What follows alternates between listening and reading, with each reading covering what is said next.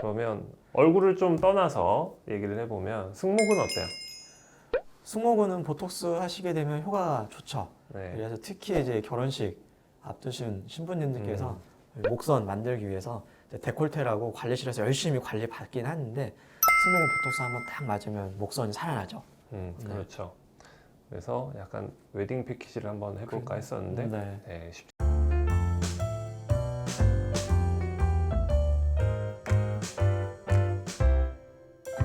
쉽지가 않더라고요. 네, 그렇죠. 그 이후에 뭐 바디 보톡스는 여러 가지가 있잖아요. 네. 그 중에 많이 하는 게 이제 종아리 근육이죠. 종아리하고 승모근을 이제 제일 네. 많이 하긴 하지만 음. 네. 그 위에도 다양하게 엄청나게 많이 해요. 보톡스는 음. 뭐 턱선 라인 아니면 무릎 위에도 앞무릎, 그다음에 옆무릎 뭐 이런 데도 있고요. 네. 뭐 다리 라인도 여러 가지. 꼭 이제 종아리만 만드는 게 아니라 발목 또는 허벅지 또는 뭐 여러 가지 할 수 있기 때문에 오늘 이걸 다 다루기는 어렵지만 대표적으로 몇 군데 좀 살펴봤죠. 네. 문제는 안 되나요? 아니 전혀 문제는 안 되고요. 다만 이제 정말 생소한 부위에 마음대로 나와야지 그거는 좀 기능적으로 예를 들어 허벅지에 좀 많이 놔달라는 분들이 있었는데 저는 기능적으로 큰 문제가 있을 것 같다. 물건을 떨어뜨린다든지 손을 드는 힘이 좀 떨어질 수는 있거든요. 그 정도는 감내할 수 있다고 생각을 하는데 너무 생소한 부위에 막 실험적으로 놓는 건 저는 안 된다고 생각합니다. 아, 필러 절대 넣지 말아야 될 곳은 있네. 어디요? 가슴. 아, 근데 그거 깜빡. 가슴에도 넣는 사람이 있어요? 가슴에도 넣는 경우도 있고 뭐 엉덩이에도 넣는 경우도 듣기는 했었는데요.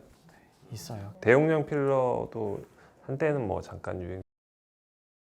아 그게 이게 채우는 거예요? 네. 가슴은 왜 절대 넣는 거예요? 필러가 이제 가슴 조직하고 엉겨붙기 시작을 하게 되면은 여러 가지 문제가 생기고요.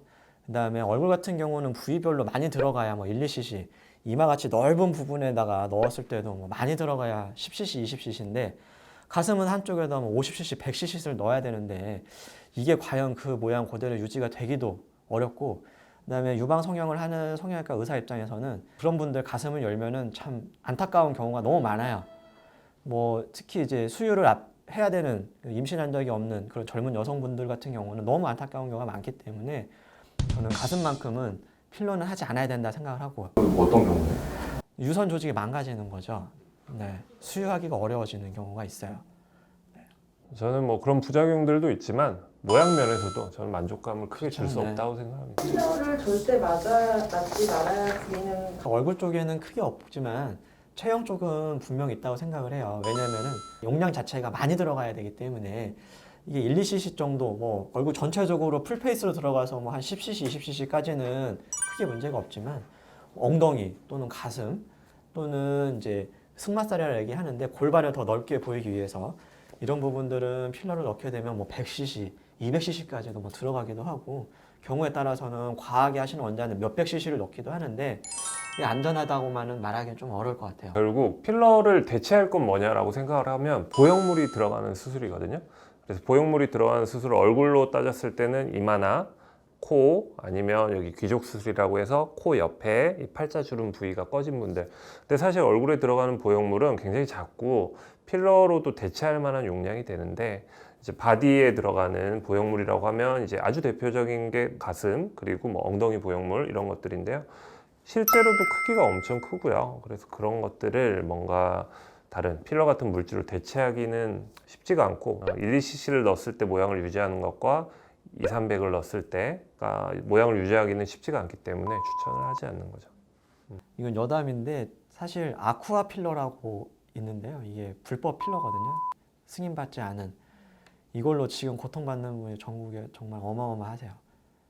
지금 이런 아쿠아 필러 시술하는 병원이 대부분 다 없어졌어요. 이제. 그렇죠. 아쿠아라고 얘기했던 게 물에 녹는다. 그래서 생리식염수에 녹는다 이렇게 광고를 했던 건데 절대 녹지 않고요. 죽을 때까지 고통을 줍니다. 이거는. 네. 절대 해서는 안 되는 거예요. 아쿠아 필러. 왜 영구 필러 어떻게 생각하세요? 이제 필러 중에 안 녹는 필러가 있죠.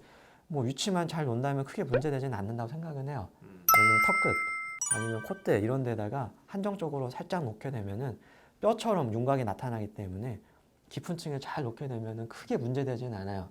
그렇지만은 저는 선호하는 필러는 아니에요.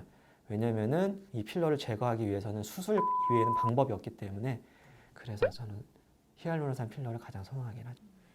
저는 그것보단 보형물이 나을 수도 있다고 생각해요. 보형물이 100배 나아요. 너무 우리가 수술쟁이인가? 그렇다기보다는 아닌 건 아닌 거라고 얘기를 해야 되는데 네. 참 안타까운 건 너무 많아요.